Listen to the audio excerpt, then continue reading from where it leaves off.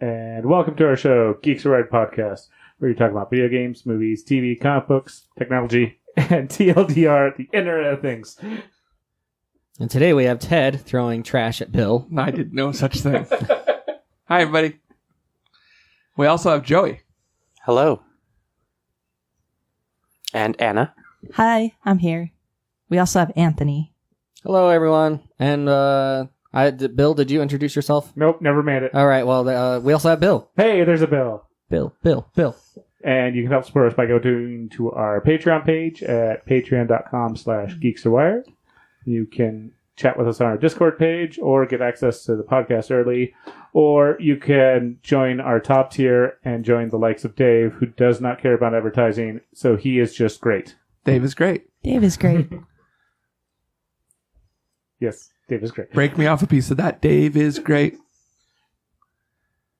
And you also can contact us by calling us at 801-896-GEEK or 801-896-4335.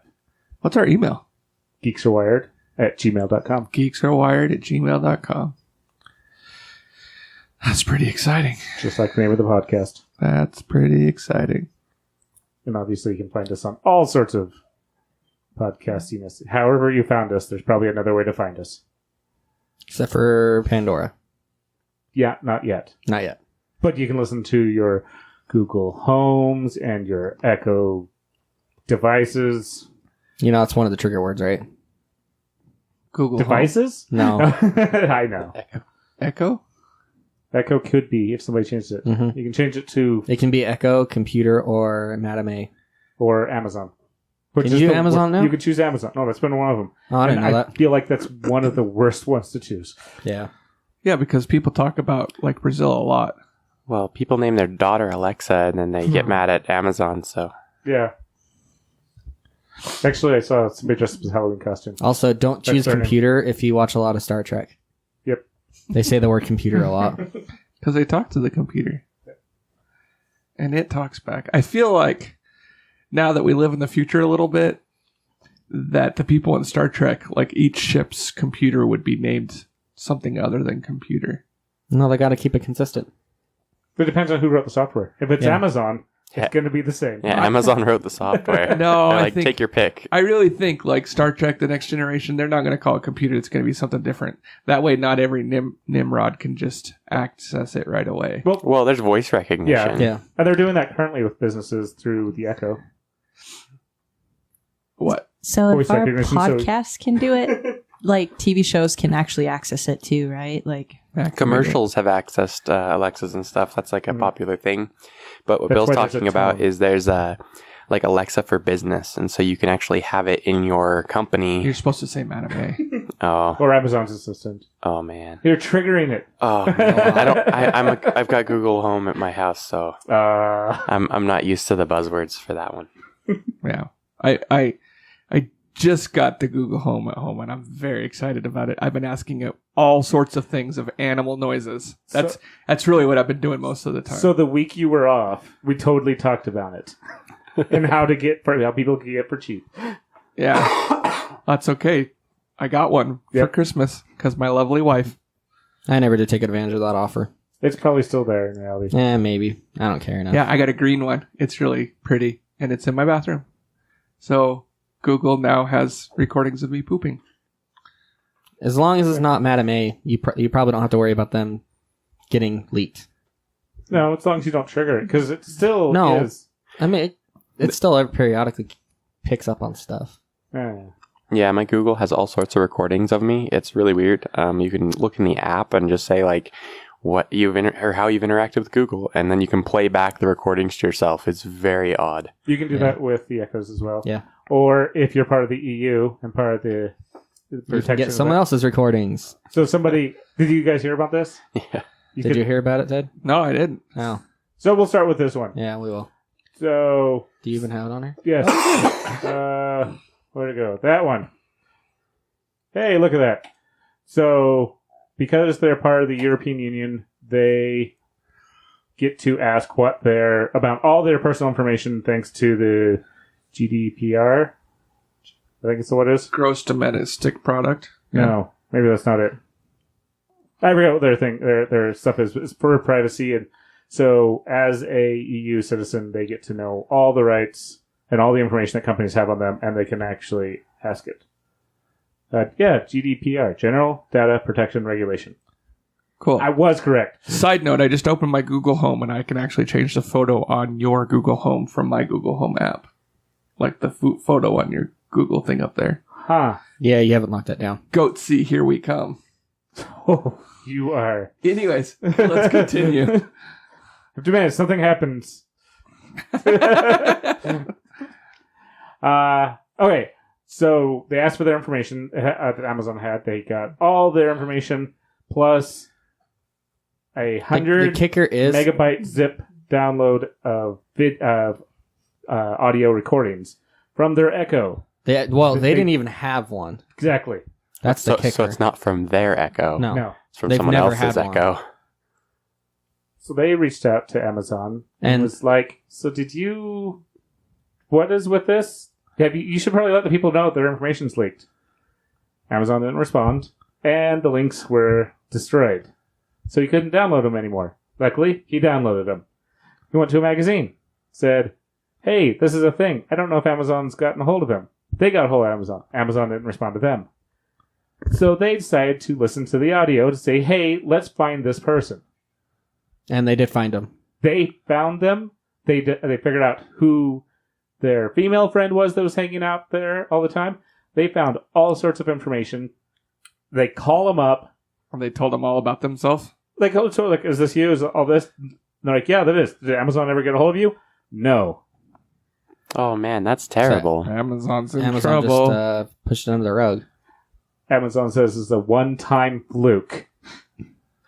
That's what I would say too. I know. I mean, even if it was, there's obviously nothing in there to prevent it from happening, though. I don't believe it's a one-time fluke. No. Yeah, I don't. I'm sure it's happened. It's just this person is the only one who The first one to New say enough. something. yeah, Mhm. knew enough to say something.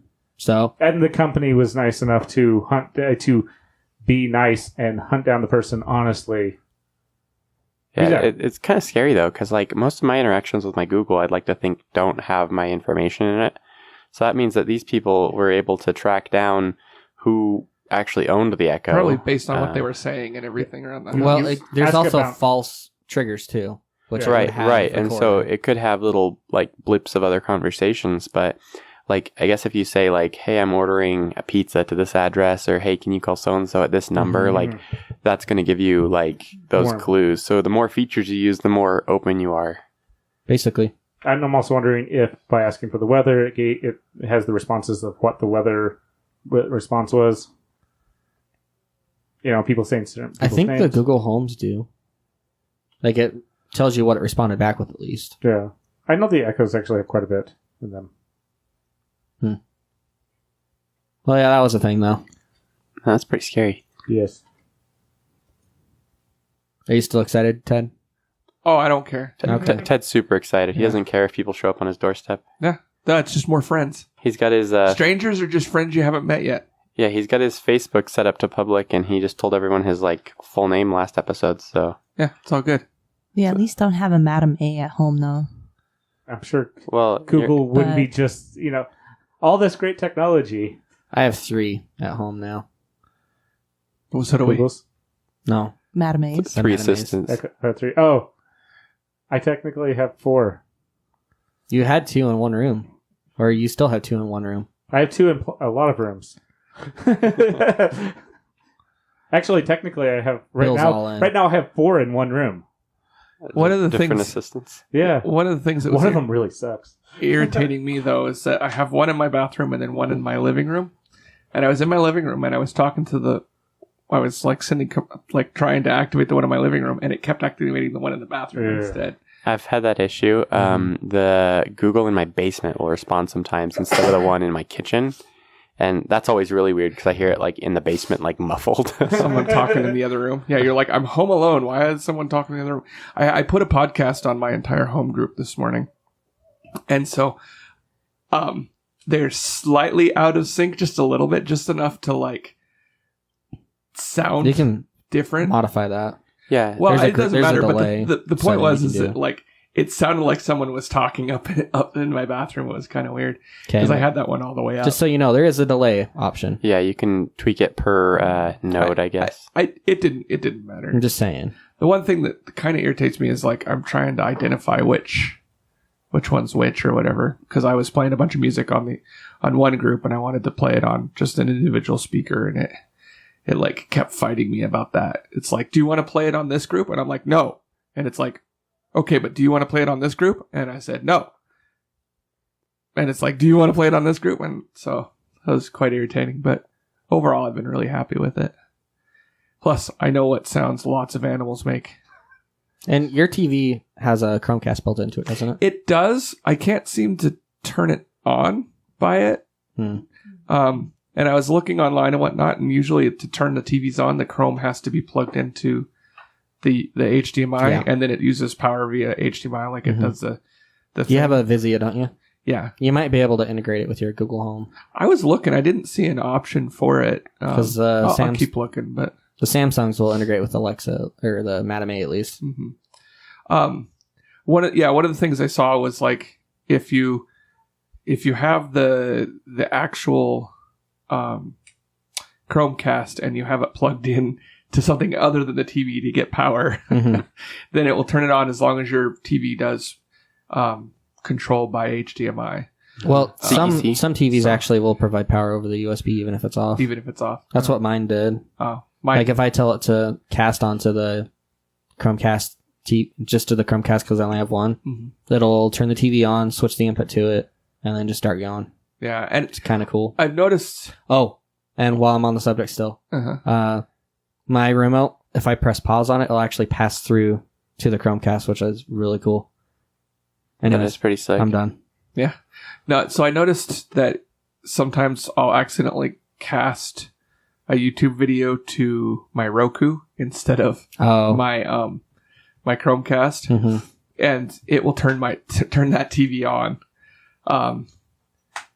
So I was looking online and it said you had to get an app for the Roku to get it to like accept the Google Home or whatever, but I wasn't able to find anything. So I'm going to have to keep looking for that. But yeah, the integration's been a little bit weird, but it's been fun overall. Yeah, I've turned on my projector a few times in the basement by accidentally casting to it, and then I have to go down there and turn it off. Wow, that would suck. Yeah. And sometimes I don't notice, and then I come down in the morning to let the dog out, and then the projector's just been on all night. Oh. Does it not have an auto shut-off feature or something? It probably does. I just haven't messed with it yet. All right. We all know better. We just don't do it. Yeah. I mean, Bill still has Madame A in his house, so... Yeah. I feel like you want to move on to the next topic. Well, since we're sticking with Amazon. The Madame A's. Yeah, so... The Echo servers. Yeah, yesterday, it's in the article at least that I had, and I think this is the same article. Yeah, it's the same article. It said something around lunchtime. I don't know what that means because I don't know where this article is written. But at one point, it would, like, if you started talking to it, it'd just be like, sorry, I can't understand this right now. Huh? East Coast. Okay. Sorry, I can't understand this right now. Because the servers that handled all those requests got bombarded because of, it's Christmas Day. Right. Everyone opening new Amazon and stuff. Right. Which is interesting because they own a lot of stuff that's supposed to be able to scale up like that. They're cloud-based and all that. So yeah, they own most of the cloud, so... Yeah, that's really bad press for them. And you guys are having issues with yours yesterday, weren't you? With the timers and whatnot?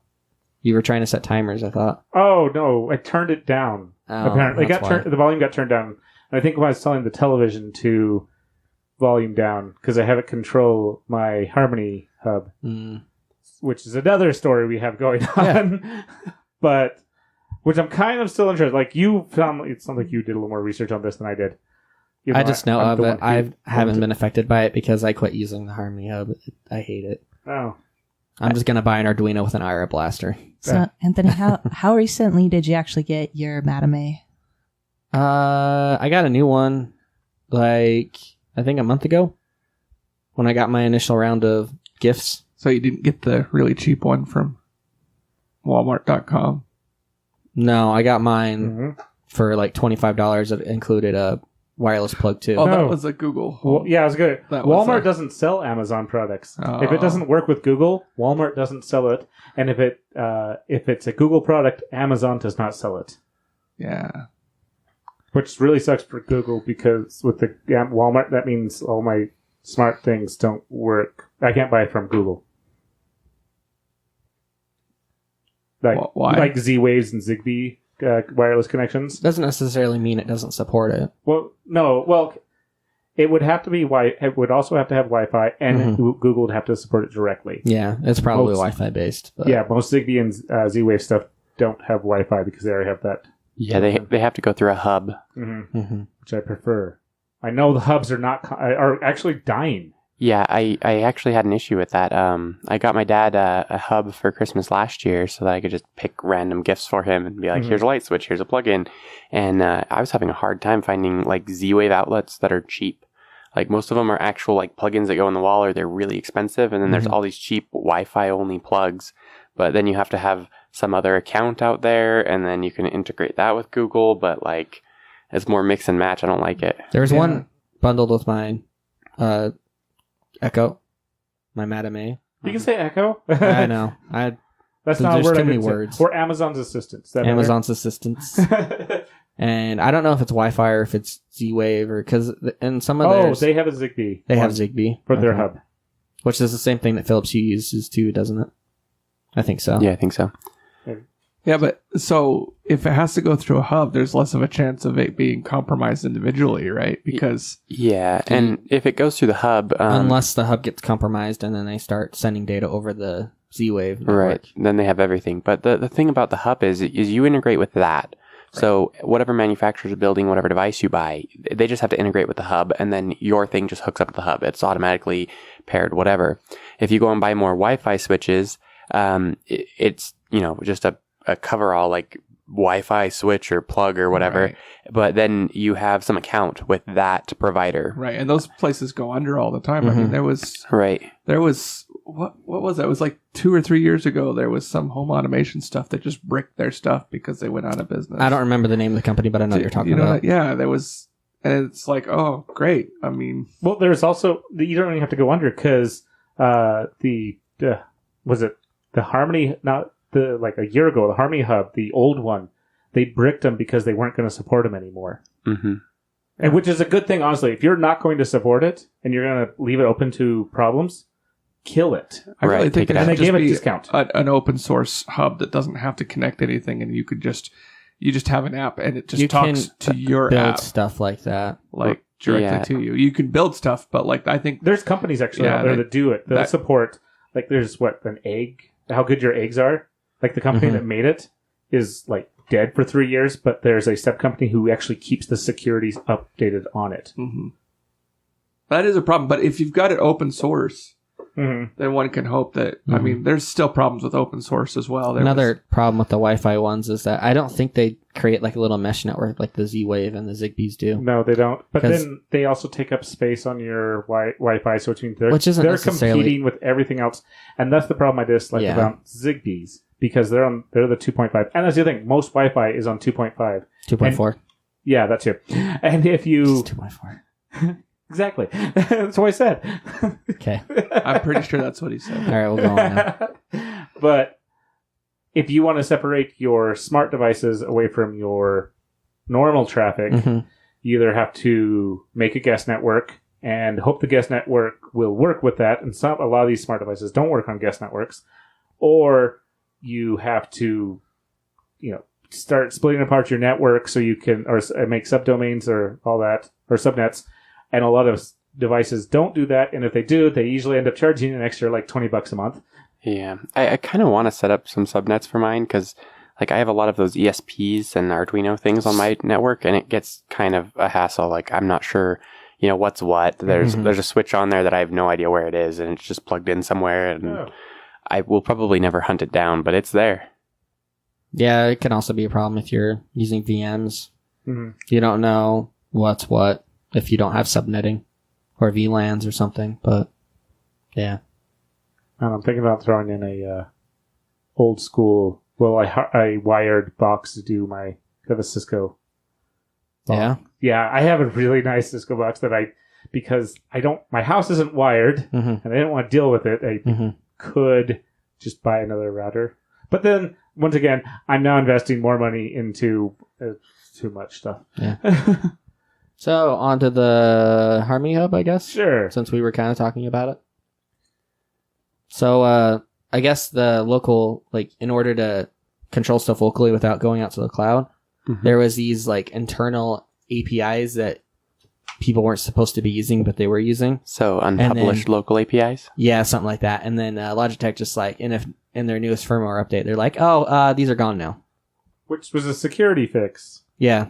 They claimed it would, and it might have been a security fix. I don't know, but it pissed off a lot of people. Well, they're going to release the break again, but they're also saying if you want it, this is actually a security flaw for you to take.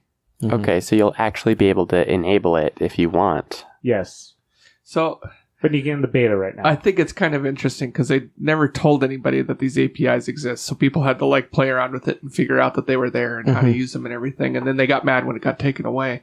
But it does raise like questions about ownership of a device and the software and the hardware, which is an ongoing question and thing like that.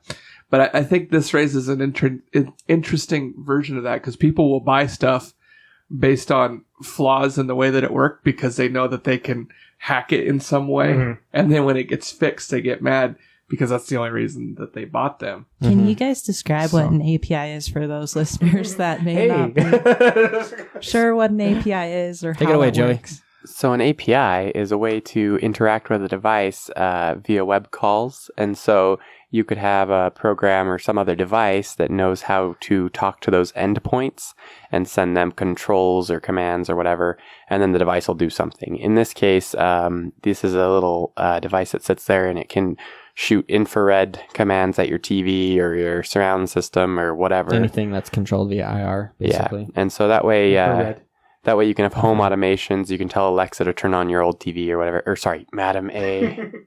But that way you can have more home automation extensibility. So yeah, but the point is that, if you own the physical device, do you have the rights to modify the software in any way you see fit? And a lot of companies are saying no. In fact, there's been a lot of talk about, tractors. Tractors. What kind? John Deere. John Deere, right? Oh, right. Yeah, like basically the big tractors have so much software in it and everything that they're like, yeah, we've locked anybody but an official John Deere servicer from being able to access any of the software or anything like that. So if you want to get it serviced, you have to go through them, which is causing a lot of stink because typically farmers and people who buy tractors like that are a lot of times they're going to be people who are fixing stuff themselves Or they have dealing people with it themselves on the payroll who can do it. yeah or something like that. And now they have need to it like fixed. Like if go it out. dies in the middle of the they need it Yeah. right now. Yeah, they can't wait, and to get a specialist to come out could take days. Guess what? Your crop's dead. Now you've lost your money. Whatever else. Right. Right. So- Those like big pieces of machinery cost hundreds of thousands of dollars. If one breaks down in the middle of the field, you have to wait for someone to come there to fix Yeah. it. Right. So, this raises an interesting thing to that. Like, can I decline a firmware update? Can I decline a software update to my device? Like, if it's going to put other people at risk, because that's really, all those, I've talked about it a lot. Like rooting your phone, I think is a just terrible idea because there's no way you know everything that's in that root. So there is a chance, and I would say it's a non-trivial chance that the software that you use to root your phone might have a backdoor installed into it that no one even said anything about, because people will look through that stuff. But if you're clever, it could take a long time before someone notices it. It's so, so this sort of thing, like, man, I feel really conflicted because on one hand, like people like to tinker and play with it. I'm one of those people to an extent, but also like, I sold you this device to do a specific thing, and I need to be able to make it do that specific thing properly and not cause other people problems. Like but also with them screw maintaining people it, playing Minecraft over well, or something. maintain it, so they maintain the security, they maintain all these good updates and everything. So that's the other argument of like, if I don't fully own this, how long are you going to keep it so I can't do anything with it, Right. or it can't be mine? Yeah, I think if they're like patching it in such a way that it removes functionality that was originally there. I mean, sure, the APIs were unpublished, but I mean, they've been around for years and years and years. They didn't do anything. People built a community around that feature. There's probably thousands of people who bought this just because of that feature. It's like the PlayStation 3 when that first came out, and it had Linux support. You could run Linux on They took it away. the thing. And like I think the Navy or the Marines built like a supercomputer based around PS3s because they had like 8 core processors in them, a bunch of RAM. And so they built a big cluster computer out of them because it ran Linux. And then they had to stay on the older firmware because if they updated, it took away the Linux launch option. So, Yeah. And if you don't know about how this works, it doesn't destroy, like, you've got a Harmony Hub, it doesn't destroy your ability to control it, because it's, locally, if you were doing local commands, that's where it sucks. When it goes, so it's doing everything on the edge is apparently the phrase and the catch. I had to. It took me a while to figure out that one. so the edge this is all is in the cloud now. Yeah, edge is when it hits the internet. And so if you want to do local commands, you could be running this thing without the internet at all. The edge changes when, like, if your internet goes out, you can't control it anymore. I thought the edge was low. It doesn't actually hit the internet yet. Everything's on the local, so you're not bouncing because you have cloud, which is so like these are still cloud command. So like Google, Amazon's Edge to me is far away. No, because it's getting up to, but it won't. It doesn't need the internet to work. This is what the edge is. Up to the edge. Yeah, basically. Gotcha. If you say up to the edge, I could agree with you. You say edge. Edge to me sounds like it's far away. Yeah, I can see that. Which would mean the internet. Yeah, usually you have like internal routers, and then you have an edge router that sends everything out to the internet. But Was that what the cloud was called before it was called the cloud? No, you can, because if you have stuff that's the edge, you can still do stuff without the internet. The cloud was called somebody else's computer before it was called the cloud. That's true. There's actually BECs that still exist. Yeah. Who was it that posted that? BBS networks? Previous. Maybe I must have found it online. Okay, There's a bunch of them still. Since we're on the top of the cloud, Yes. what really, really, really aggravates me is lately, because I've been reading a lot of like DevOps-y stuff, and people keep talking about an internal cloud.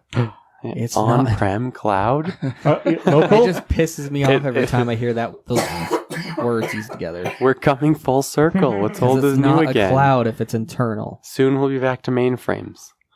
Actually, isn't an All right, internal my rant's cloud off now. called a I'm done. server? No, I like that. We're Local- moving everything to our internal cloud. the local database. My rant's done. All right. Do we want to actually talk about apps now? We're talking about apps. Or do we want to actually? This one's relevant. We should talk about that. All right, fine. Last Christmas one. I'll be a drone for Christmas. No clue. If only. Have you guys heard of this story at all? My mind. Okay, so in London, there was 2 drones flying. I think it was 2 drones flying around the airport there. They had to shut down the airport now. They had to shut down the airport for over a day. Because someone got Christmas drones. I don't know. Like the article on this one. This is from Ars Technica. Started on All December these 19th. articles have been from Ars Technica. Okay, I did hear about this. Yeah, and it took them forever. I don't know if they ever found who was flying them. They have not, actually. That's crazy because they can find someone who shoots a laser at an airplane, but they can't find the drone pilot. But the drone pilot could be miles away. It could also be that the drone is just flying remotely.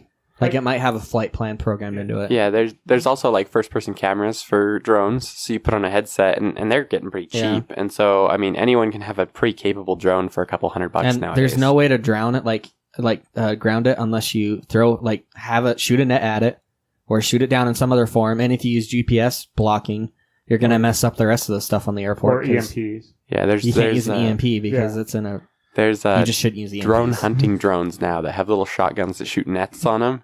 And so they just shoot the net and it tangles the props and the thing goes down. Yeah, just go. So then you just get covered props. You're good to go. Well, it's a weighted net, and their drone is a really capable drone. It's a very heavy drone. So I guess it depends on the drone because I was almost killed by a drone because it got too close to someone's Wi-Fi and stopped accepting commands. So Got to be careful with those things. So, yeah, so they shut down. They shut down the airport for a couple hours initially. Drone was gone by the time they were able to, like, okay, we'll start finding it. No clue. Open it up. 10 minutes later, thing reappears. Like, it actually caused lots and lots of issues. And they were like, so it basically sounds like they were intentionally trying to ground flights and like disrupt the whole thing. Economic terrorists. Well, I mean, that probably costs a lot of money. Mm-hmm. Grounding some flights for a couple hours is probably tons of money. Yeah. Yeah, so I did. And one of the YouTube people I watch who also does streaming, he was grounded by this too. So he just streamed at the airport. That happened. And All I heard right. a bunch of crinkling. So Christmas candy. they downed a bunch of, like said, nobody's allowed to fly drones. Yeah, because if the plane runs into the drone, the plane could actually... No, but I mean, Oh. in general, they just...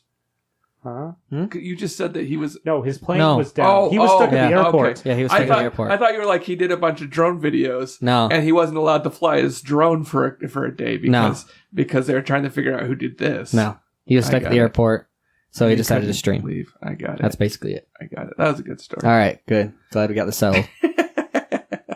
All right, now we're on to the thing that we were actually intending on talking about this entire video. Yeah, we Halfway promised through it. last Which week. is the name of the podcast. Yeah. There's an app for that. That's... I think we need to rename the podcast. That's such an old slogan. Come on, we can do better. Yeah, we're bringing it back.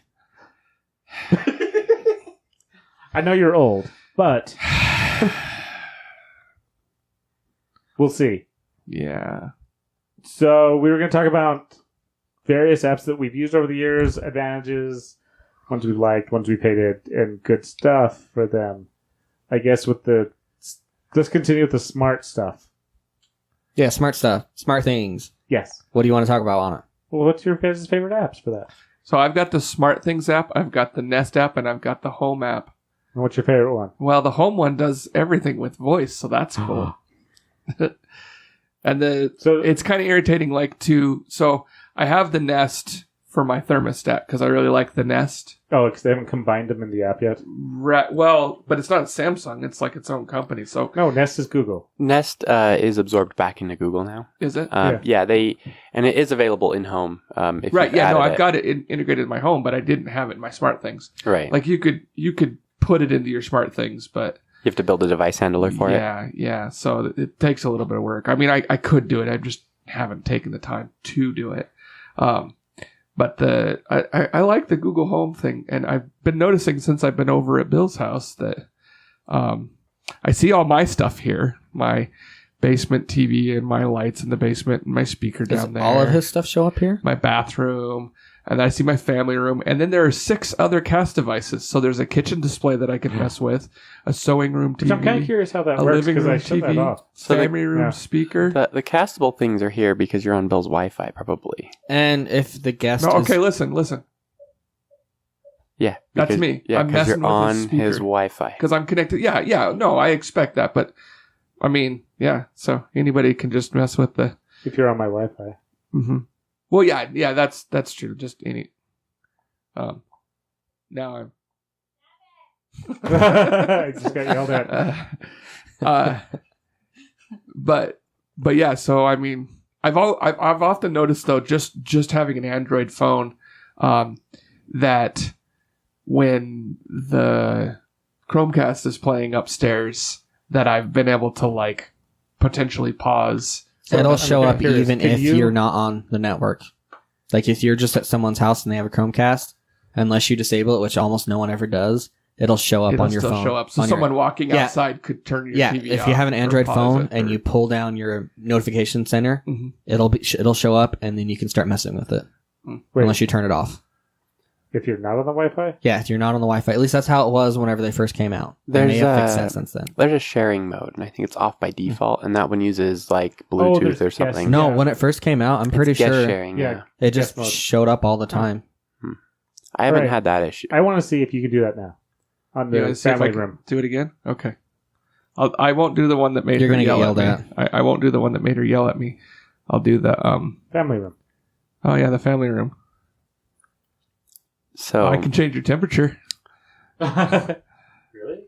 I can still change Oh stuff, no, Bill. that's mine. I'm Sorry. like, Ted's So, house is now 90 Family degrees. room. Yeah, I can still change your stuff.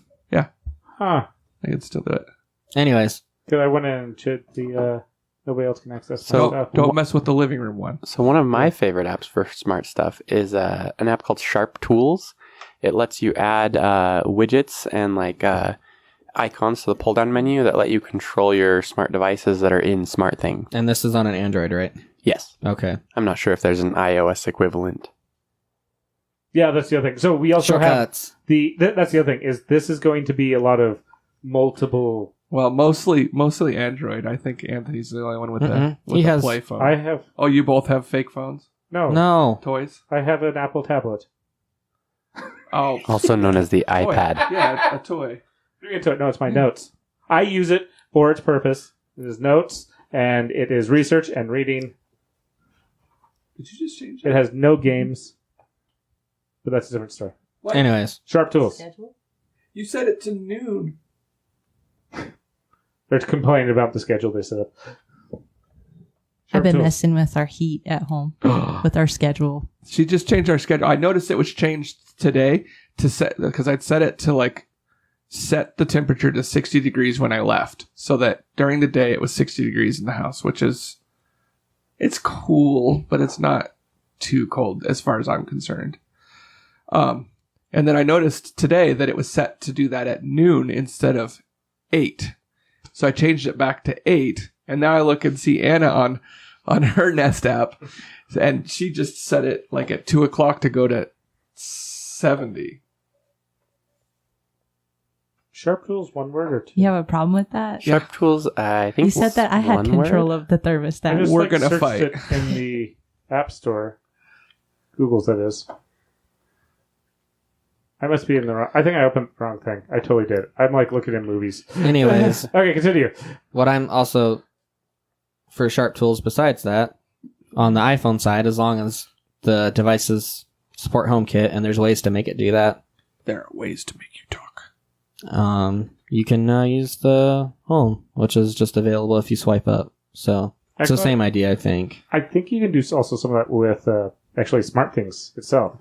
Yeah, if you can have a little widget on this side where you could have it inside of that. I just don't have them on there.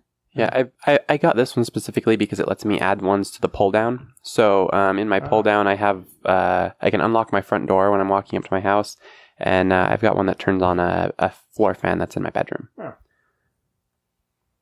I have to admit, I was liking all my voice commands. There has been a few times I have been liking the idea of just pull out the phone, or Fitbit has integration with it, so I can actually just like switch out.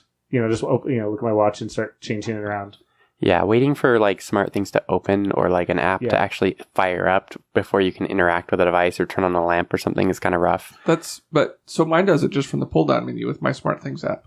So I've got my light. I mean, I don't have 60 million lights like you do, Joey. I just have the one, starting small. Plus, I plan on moving out of my house at some time soon. You also have a SmartThing or a Samsung phone, so that might be a feature of that. Maybe, yeah, that's a good point. But yeah, so on mine, I've got all my devices. I can tap it, and it will tell me like what's going on. So I've got a couple water flood detectors, and it tells me that they're dry. I've got the home hub. It tells me it's connected. I've got the one light, and then I can turn it on and off straight from my pull down menu. Although it has a delay, and if I hit it too many times, it actually opens my SmartThings app.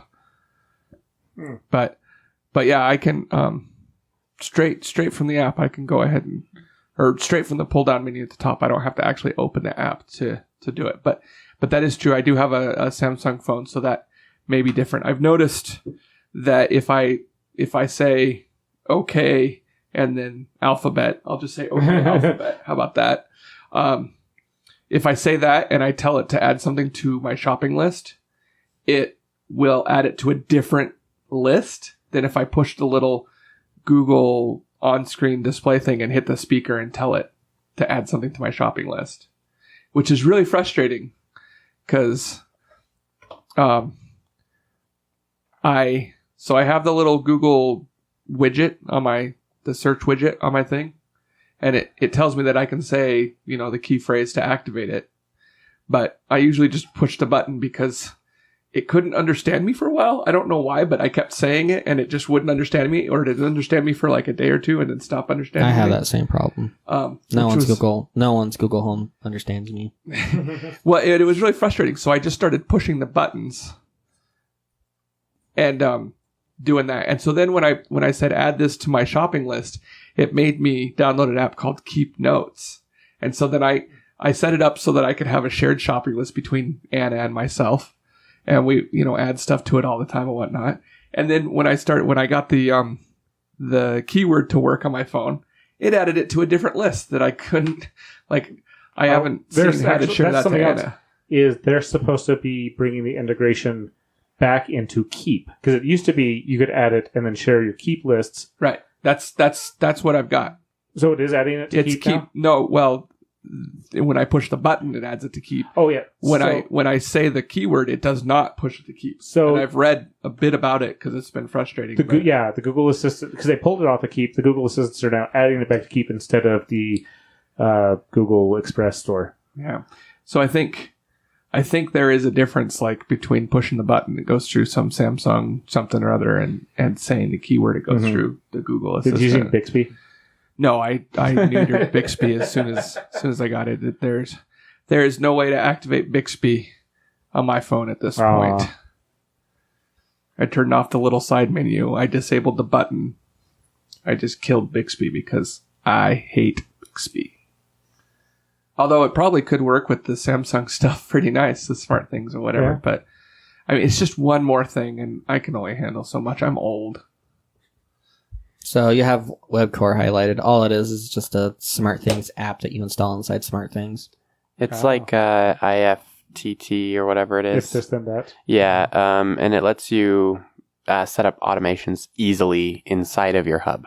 So it's similar to even just Automate, or with your phone you can use Automate or... No, well, what it is you just have access to all your devices. You can do certain things with them, set certain settings. Stuff you can do it based off of triggers. Yeah, so it's stuff like if this light turns on, turn on all the other lights. Yeah. And if this light dims, dim all the other lights. It's not quite as simple as if this then that, but it's a lot more understandable because I hate if this then that. I've heard about some people... And I think it runs locally. Oh, nice. I've heard about if this then that won't. Some people they had either a motion sensor or a door sensor on their Lazy Boy. So if they leaned back in their Lazy Boy and popped it up, it would trigger the reading light next to the Lazy Boy. That's a true Lazy Boy. That's genius. That's amazing. That's genius. Yeah. I was also thinking about doing stuff with the washer, where if the power is no longer going through the plug and it has not been opened, it sends a message that the washer is done. Yeah, making a smart washer out of a dumb washer. Yes. I've thought about that as well. You just put a motion sensor pointing towards the window of your washer. Actually, the door sensors usually are also motion sensors too, because they're also checking for shattered windows or stuff like that. Right. So you can probably just use one part of the motion sensor. There's a lot of smart plugs now that have the energy monitor in them. So Bill's idea with the plug, you can just monitor electricity usage. And washers usually have just a standard plug, not the big one like dryers. Yeah. So that one's a good use for that. Fancy. There's some fun stuff. See, a random thing, which is good for books, is a lot, which I found out there's way more than this. I'm starting to do a little more research, but this is still a big one, is OverDrive. A lot of libraries and companies have OverDrive access. So if you have a library card, or if you pay, you can't to another state or county, you can't either annual fee. There's places like Texas and California have a $25 annual fee because you're not a local person paying taxes. And then you have access to this library's online library access. Yeah, and the way it works is that you find it in that library and you check it out, and then it gives you only a certain number of people can check out that book. It just depends on how many licenses the library bought. And then after I think it's a week or two, I guess it might depend on the library, but if someone else wants the book, it goes back. Or if no one else wants it, then you can recheck it out. Yeah, I noticed because So. they'd done it at work, actually. And there was at least one book that I had requested they add that he was unable to. It was Zen and the Art of Motorcycle Maintenance. Didn't exist in the OverDrive network, but it had a summary that you could get. I'm like, ugh. So I've been thinking about just buying a bunch of the hard copies and planting them around the office. There you go. I bought one for my boss. So Nah. Do you guys have the app for OverDrive? yeah, I put it on my Kindle. I don't have it on my phone. It also, I don't read as much as I should. if you have the e-reader Kindle, Yeah, you can make it just push straight to it. There's an integration with it. So that's what I have mine set up to do. Yeah. My heck got our local libraries on mine, so I was pretty happy. I need to get a library card for that. Have you guys ran into any sort of audiobooks that way? Yes. There's also audiobooks in this. I haven't. I don't really like Yeah, you should audiobooks. check So. You're out talking about the audio apps?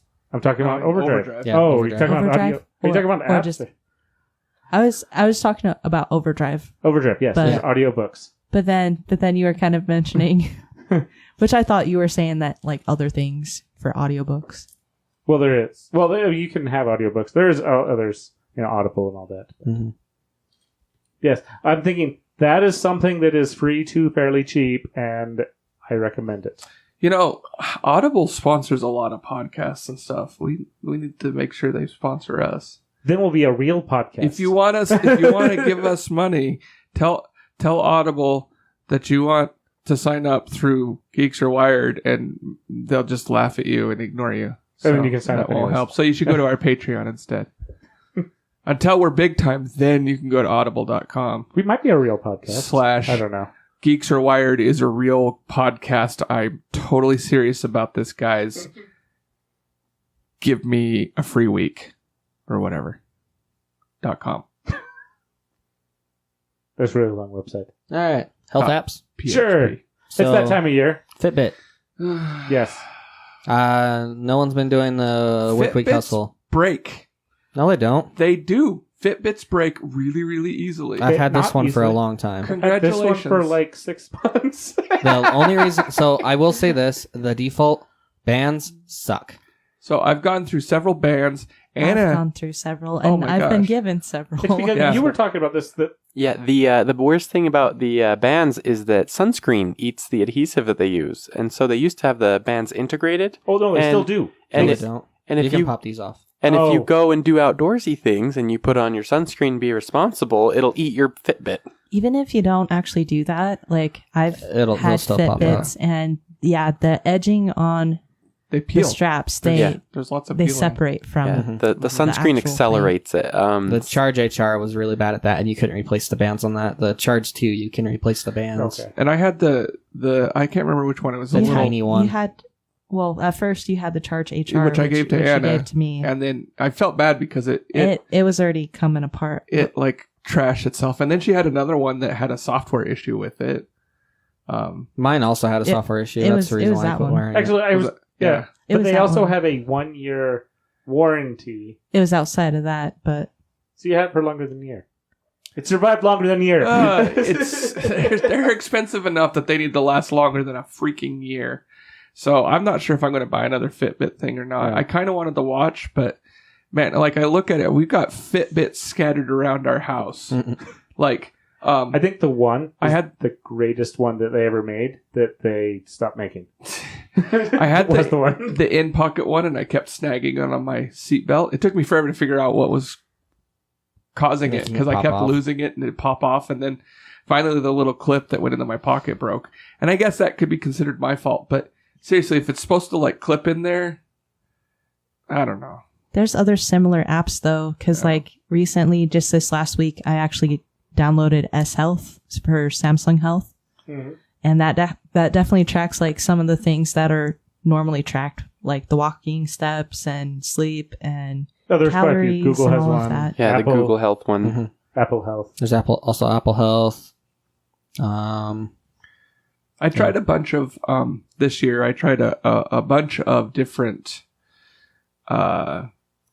habit based ones, like Habitica and some others, and they were all based on you can level up your character if you tell me that you did this. But there was like no accountability, no verification, and like it didn't really do a good job of like trying to help me. Like I love the idea of gamifying health because I know you got something to say, but I really like the idea of it, but a lot of it is just based on Fitocracy was another one that I tried. So what I like about Fitocracy over the others is I used Fitocracy as a gym, going to the gym. Instead of taking and writing down what you've done so you can figure out what you need to do, Fitocracy was really good for monitoring it. And you're going to listen to your phone more than likely, so you just have your phone right there and you start, I lifted this much at this much weight. And right. So those ones, I like the idea, but in practice, they're just not there yet, I don't think. Well, so that's why I like Fitocracy over the others, because there is no... I don't think I tried Fitocracy now that you mentioned how it works. I think I tried to get you to sign up. Maybe. The other ones that are kind of better, let's see. I forget. There's a couple others out there that you get points for stuff. There's companies that have gone under for... Oh, the what is that called? Yeah, you signed up for it too, I thought. Well, there's Dietbet, but... No, well, yeah. And Dietbet is one of those that you front money to lose X amount of percentage. Front money to lose money. Got it. Actually, Sweatcoin. Okay, there is Sweatcoin. That just uses your processor. There's another one. Super popular on Instagram. I see ads for that all the time. Like, I made $325. I haven't installed. I don't care about it anymore. I had it installed, and I liked my processing power, so I didn't care anymore. It doesn't. Well, mine used the Apple Watch, so it didn't matter. Okay. No processor power anyway. Yeah, you're mining coins by walking. Mm-hmm. Anyways, so AutoWake, which is something that was brought up on Hello Internet, I think, like another week ago, like a week ago. Cortex. One of them. The other one. Anyways, I haven't used it that much, but basically what it is, it's a Apple Wear Watch app that kind of, and Ted, you've explained this before, like this is something that you really liked on an old thing. Yeah, it was the Jawbone. Yeah, basically what it does is you set a time for it to wake you up, and then within that time frame, it'll try to pick the best time to actually wake you up to where you're more refreshed feeling. Mm-hmm. And so far, it's been doing a pretty good job. Yeah, no, I really like that, how that works and everything. The problem I had with it was that I had to wear my band in to sleep, and when I like try to put my arm underneath my significant other, it would go all the way up my arm and then cut off the circulation, or it would like dig into her neck or something like that. That's why I like having it on the watch. Well, I mean, the watch would have the same problem. You just need someone to cuddle with, Anthony. I also tend to charge my smartwatch at night. Yeah. So then you take it off, and then your alarm's... I just charge it whenever I take a shower. That's why I like my Fitbit. I get like 7 days out of it. Yeah, it's pretty solid. Same with my Fitbit, but I always charge it every day anyways. But yeah, I mean, the point is that it was hard to wear it at night because of cuddling reasons. Okay. And like just putting my arm underneath pillows and necks and stuff like that, it just order a really large wristband and wear it as an ankle bracelet. That could work, but it was really nice because it would wait for you to move within that time frame, and then as soon as you moved, it would slowly start to vibrate, and so it would. Mine actually like checks the heart rhythms and the pulses and stuff. Well, this one wasn't advanced, which because you go in like when you're sleeping, you go in cycles, right. And so it'll try to wake you up when you're on the upper end of that cycle. Up cycle, yeah. If it can. If it can't, then it'll just wake you up. Yeah, it'll go off if like you just haven't had enough sleep and you finally made it into deep sleep and it's time to get up, you're just effed. Mm-hmm. It's gonna wake you. But you give it that window and it's pretty nice. Wake you up a little early sometimes, but it's better to wake up like not from a dead sleep. So yeah. Any other ones on here that we want to go through? Because we're kind of close to time. Through time. Yeah. We could. I guess. Well, Pokemon Go, it's kind of fitness related. Why not? Especially where they added the Adventure Sync. They added a bunch of stuff, and I haven't really played it. Because the Adventure Sync is nice, because I had a point where I actually had no eggs left, and that's never happened since I got the game. Oh, that's sad. So it really got you out and about? No, it was, they have Adventure Sync, so when I'm walking, I don't have to have the app going. When I log back in, it syncs up all the steps. Just From having what? your phone on you. Oh, that's Just beautiful. by having your Yeah, phone. just having your phone Have on your phone. you. Open It's- it up every Monday. Like on mine, it You works get with Apple Fitness. On yours, it'd probably work with Google Fitness, So it's syncing with the background app that's running all the time. Yeah. So that background service. Right. which is Right. much more power efficient than the. That actually Yay. might get me playing again because I didn't like having to have the app open and just staring at my phone the entire time I'm It's like something you have to walking turn somewhere. on. It doesn't just you have to give it permission and stuff. But it's Right, there. but that's nice. That might get me playing again. That's cool. And you get your Pokemon candy, your eggs hatch, based off the eggs that you currently and they also have weekly challenges where you got 5K, 25K, and 50K. And each much time you you hit one of those, like 5 kilometers, once you walk 5 kilometers, you get like 20, 30 Pokeballs. You get 25 kilometers, you get like 40 Pokeballs or something like you get that. bonus feature. Yeah, Yeah, you just get bonus stuff for So- actually walking. Anna was excited, or anytime we mention Pokemon, Anna opens up her app. So she opened up her app and she saw her, what was it, your fourth Santa Claus Pikachu. Santa Claus Pikachu. It's at least been 4 or 5. yeah, how something many have like you that. caught? 0. Ah. It always runs away, regardless of what I give. What For- did you do the other night? You were telling me. Oh, I gave it one of the special raspberries. The golden raspberry. Yeah, the golden one. And then I used the Ultra Ball. And even then, that first it was Ultra like, Ball, nope. it just ran away. First throw. Ah. Meanwhile, she told me like last year, she was like, "Oh, look, there's a Pikachu with a hat on." So I like logged on and grabbed him, Mhm. and I've got him. And she Promotion. was not able to catch him. Ah, January 1st, 2017 is when I caught this little guy. nice. Yeah. So I want to talk about a I game got that mine. sucks, and I'm not just because I'm old. What game? Fortnite. Oh, Fortnite on Android, because they didn't release it into the App Store. You have to go to their website, download the APK Sideload it. installer, then the installer will install it. I have played a couple of these PUBG. I played the world building ones like Fortnite with, basically Call of Duty with Minecraft, in my opinion. no, it's Call of Duty with Legos. Oh, that's it. Yes. So Not quite Minecraft because you don't have that much control. yeah, true. So there's way better games in the App Store, and this one, I would sit there and stare at it while it loaded the game. I have a good phone. I've refused to play it just because I don't like the idea for one, and I just imagine it's going to be one of those games where you got a bunch of 12-year-olds playing it, and they're way better than me at it, and it's not going to be any fun. Well, so I played it. I played variations of it. I enjoyed the other ones in the App Store. I was actually looking forward to Fortnite coming on the Android.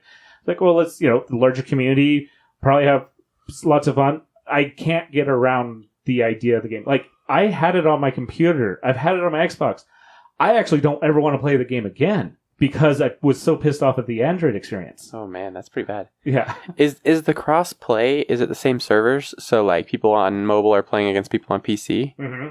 Oh man, so just get on PC and you PlayStation's the only that doesn't cross-play so far. Oh, gotcha. They Because- did one time, though, for a little bit, didn't Yeah. they? I bet that did not go well. PlayStation basically says that they can't support it. Even though they had it on at one point, I think, on accident. They lie. Oh yeah, they lie about that a lot because they don't want to lose their people. Let's see. My favorite podcasting app is PocketCast. I like the what is it? It's just a podcast, Google Podcast. The the built-in Yeah. Google one. It's Mhm. kind of like the iTunes one. Yeah. I like the built-in. I like that. I Apple like one. it a lot. It's really good. I don't know. It costs. It's like $6. I got it years ago. I have never uninstalled it. It's one of the first ones that get installed on my phone. I'll admit it's probably like iTunes and Google's where because you can have it in the storage in the cloud on either auto downloads. As soon as I log in, just downloads all my apps. I can have things auto play next. I can have things auto download. I can say only keep so many of these. Because I the can podcast, the Apple one can do that too. Yeah, I can even rotate. Like this one is one that it doesn't matter on time period. Like I have a couple of them that they will just exist. Their information or they're funny or they're whatever else, but the time they're listened to just does not matter. And they will just collect until I go through and clear them out or until I have time, big old holiday weekend and burn through hours of these podcasts. and they don't auto, or they go at the bottom of my list, and then I can also add to the top of my list. It's like, hey, this is a 5-minute podcast. It is the next one that plays. This is a 2-hour podcast, and they're put them out once a month, but I'm not going to get to them fast enough. That's at the bottom of my next list. My podcast app doesn't have that amount of control, but I don't think I really want that. And you can listen to them faster, and you can cut out. I think you can cut out. Which you can do that on the one that I listen to.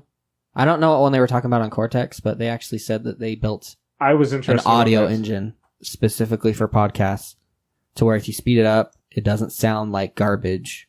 There's a couple podcasts. And it actually will go in and remove the silences in the podcast. Like, as it's playing, it'll remove the silent pieces. Mm-hmm. That's pretty cool. Which is kind of intriguing. Because I'm sure that would cut down on a lot of them, especially ours. So my favorite for podcasts is Plex. It's also my favorite for a lot of other stuff. That we won't talk about. It lets you add TV shows, movies, audiobooks. There's also channels where you can watch stuff normally, and it's not illegal at all. Yeah, you can add streaming services. Yeah, there's legit services. They've been doing a push lately for what they're calling web shows, but it would be essentially like YouTube, anything that's streaming type of deal. And then they have offline viewing, so if you have the content on your home server or in their cloud, you can just sync it to your device. And the cool thing about it is it transcodes it on the fly, so you don't have to do that stuff like back in the day when you had an iPod video and you had to transcode everything so it would play on the iPod. It does that for you and just gets out of the way. It is nice. I like it. I also want to do the productivity one, unless you want to do the game. Unless you really want to talk about Ruby again. I've played a couple games. That's mostly what I do. Let me see. CrossyRoad is super popular for some reason. What's CrossyRoad? It's a little. You don't know what CrossyRoad is. It's modern day endless Frogger. Yeah. But it's really blocky like Minecraft. Yeah, too, it's voxel based. Tap with your finger, and you can tap in the direction that you need to turn your character to. Yeah, so you can move left, right, back, forward, and the idea is to cross roads, rivers, train tracks, and it's kind of fun. It's got different characters. Each character kind of changes the whole world. So even if you're playing the same level, you could play as like a vulture or a lizard or something, and it'll be like a desert environment instead of green. There's some like snowmen and stuff, and it's all snowy. It's kind of interesting. There's also a Disney spin-off that has the Disney characters all voxelized. Yep.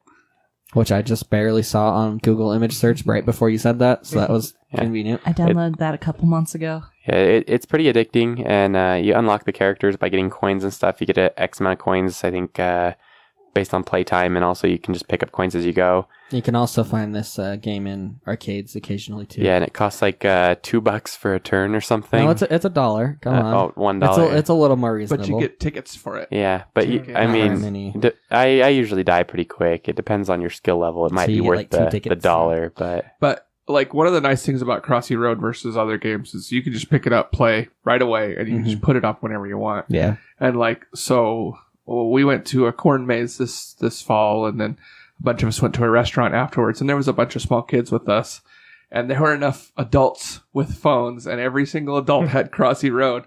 So we all kind of just picked a kid, threw Crossy Road at him, and it calmed them all down while we waited to get a seat and whatnot. So it was kind of funny, but kind of neat at the same time. I also played another one called Digfender, which if you like tower defense games, it's one of the better ones that I've found. You have to dig the path, and then you put the towers in the path, and then they come after you. Digfender. Yeah. Yep, just like that. And it's a lot of fun. You take a look at it. It's got a endless mode, and then there's like levels and stuff. So isn't RWBY a tower defense game? No, it's an arena game. It looked like tower defense. It looks like tower defense, but it's an arena, so it's kind of tower defense-y, but you're not building up your towers, so you're just kind of destroying. I might have to check out RWBY. I think because I really brought it up enough to you. You have, and I've just ignored you. And our group is called Penny. No, I just made you the games only existed at least to the public for 2 months now. I was talking the show. You should just watch it. I think you'd enjoy it. Are you talking about it, Bill? No, Pennywise. I'm talking about our game, our group, and I misspelled it. But it's the character's name is Penny, and then I spelled Wise. Yeah, he spelled Weiss wrong. Yeah, I didn't spell Wise. I spelled Wise. Wait. So actually, one of the games that's better, I forgot. I probably should say since there is better games. Creative Destruction. It's like Fortnite, and 1,000,000 times better. I know that's saying a lot. Ruby's got a lot of good reviews. Yeah. You can join our guild. And then there's PUBG Mobile. I'm downloading it right now. It's been added to my home screen. We're running over, but I don't know. Do we care about productivity? We can talk a little bit about it. I got nothing to say about that. My phone is for games and games only. See, my tablet is for the product. My tablet has most of these things, actually. Yeah, so OmniFocus is like a task scheduler, but you can do recurring ones. It's only on Apple. Yeah, it's only on the Apple ecosystem, so there's that. But yeah, it's nice, and it will, like, if you use reminders a lot, like the Reminders app, there's a setting where it'll pick off the reminders on it and import them into OmniFocus just automatically. I wouldn't be terrible. So yeah, there's that. It does cost money, but if you can try it out for free for like 2 weeks, and then if you don't like it, you can just walk away. Yeah. If you really like it, then it's worth the money. All right, fine. Anna and I do use Google Keep for our shopping list right now. I use Google Keep's really Keep for good at all that. sorts of stuff. I use it for shopping lists. I use it to keep track of presents for people. So throughout the year, I'll be like, oh, that'd be a good present for so-and-so. I'll just add it onto the list. Nice. I use Trello for that. I also use it for reminders, and it integrates with my Google Homes. And so the Google Home will get a white dot on it, and it weirds me out because I'm like, what is that, Google? And then it'll tell you why it has that. So it gets my attention pretty well. Through Keep? Yep. I have to talk to you about that because last thing I heard, Keep stopped working with the assistants. I have released some software for work every night, and it goes off every night. Huh. All right. And also Google Keep, they finally got working on Apple devices good. What do you mean? But Alex, who used to be on the podcast, we used to have our notes okay, in because Google as long Keep. as I've had my iPhone, it's worked flawlessly for Google Keep. We used to keep our show notes on Google Keep. Alex, it would actually overheat his phone and destroy his battery. That sounds like an Alex problem. It's possible. But it's, we Did moved he away try from it. uninstalling it and reinstalling it? I think he did a few times. Okay. Just curious about But so it's better cross-platform, especially if I'm not loyal to a brand. I literally have all these things. I like the ability to getting access to my stuff. So Google Keeps one. OneNote. It's a Microsoft product. It's free-ish. Yeah, actually, I think it is. That is one of the free ones, isn't it? that. I think it is, yeah. No idea. It is now. You can access it through Windows, Apple, Your phone. Android, iOS, all that. Anything that has a web browser Basically that's looks the a same. modern web browser, at least. And Trello is another one. Trello is nice. That is what our show notes are on now. Yeah. And Trello has nice, at least with, this will be a nice segue to shortcuts. It has nice shortcuts integrations, which is a thing on iOS. Yeah. Which if you want, we talked about some of the other ones back when talking about smart devices. There's also Automate on Android, so you can automate tasks happen at certain times. Like I have an app when after I unlock my phone, if it's after 6 a.m., it opens up all of my Topps card trading apps. That's impressive. Yes. So I get all of my free coins for the day, and I want to go through, and there's, I think, Unomi or another one that you can get a little more detailed, so I could get all my free card packs for the day as well. That's a little more work. But it's fun. There's another app like that for Android, at least. It's called Tasker, and it lets you hook into. Yeah, Tasker is the other one like Automate. Yeah, it lets you hook into pretty much anything. I'm pretty blown away by it, and people build some pretty crazy automations using it. I've done quite a bit with Automate. I haven't done enough with Tasker. I think Tasker actually bought because I liked it a lot. Well, somebody, either Tasker or Automate, got bought up by, I think, Comcast. Or somebody. Oh, I was going to say, are you talking about shortcuts? Unomi got bought up by Comcast. But Automate or Tasker got bought out by somebody else. Shortcuts got bought out by Apple. It was normally Workflow. Yeah. Is that what you're thinking of? No, I was Okay. thinking Automate or Tasker because I remember hearing about it that the meet your own local stuff is going to be all broken or something or weird. But it works. I don't know. Ted looks antsy. So Ted will start with the final He's show notes. overstimulated. Final last words. Final last words. It's been an hour and 10 minutes. Woohoo! CrossyRoad's a lot of fun. Use Plex. What? Yar.